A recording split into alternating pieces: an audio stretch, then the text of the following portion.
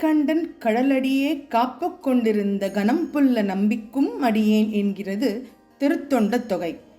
இறைவன் மீது கொண்ட அதீத பக்தியால் தான் தினமும் செய்யும் தொண்டிற்கு ஏதேனும் இடையூறு ஏற்பட்டாலும் அதனை கடந்து சிவபெருமானுக்கு தன்னுடைய பக்தியின் மூலமாகவும் சோதனைகளையும் கடந்து நமக்கு பக்தியின் அருமையை காண்பித்தவர்கள் நாயன்மார்கள்.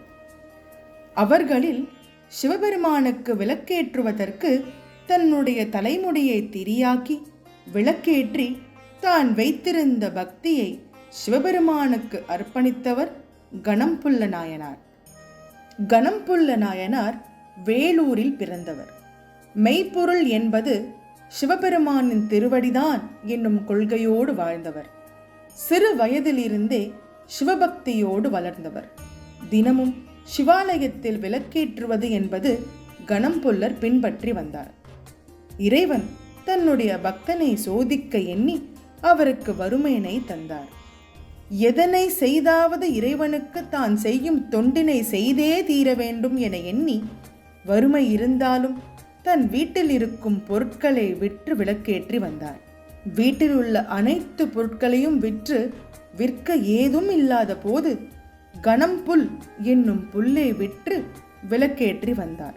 இதனால்தான் இவருக்கு கணம்புல்லர் எனும் பெயர் வர காரணம்.